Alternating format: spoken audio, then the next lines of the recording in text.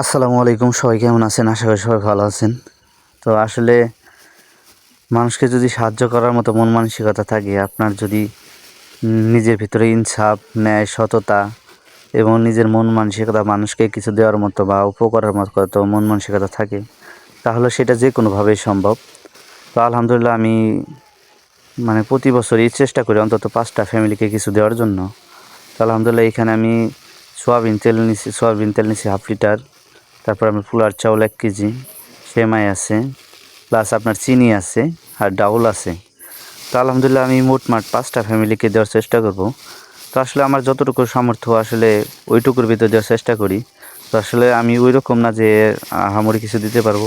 তো একজন মানুষ জানি একবেলা অন্তত ঈদের দিন এক মুহূর্ত জানি কিছু ভালো কিছু খাইতে পারে, এরকম থেকে আর কি চেষ্টা করছি কিছু দেওয়ার জন্য। একটু সেমাই আছে, একটু যদি পোলার চাউল, একটু মাংস ওনারা নিজেরা কিনে নিতে পারে। তো আমি মোটামুটি মনে করি একটা ফ্যামিলি ভালোভাবে কিছু আর কি একবেলা অন্তত খাইতে পারবে। আরও কিছু দেওয়ার দরকার ছিল কিন্তু আমি পারি নাই। তো আসলে মানুষকে উপকার করার মতো বা কারো এরকম অসহায় ফ্যামিলি আছে যারা ওই রকম যে তাদের একটু হেল্প হয় কিছু একটু দিলে হলেও, তো এটা আসলে নিজের ভিতর থেকে করা। তো সবাই দোয়া করবেন সামনে যেন আর ভালো কিছু করতে পারি। তো এইটা আমি মোট 3 বছর যাবৎ করতেছি।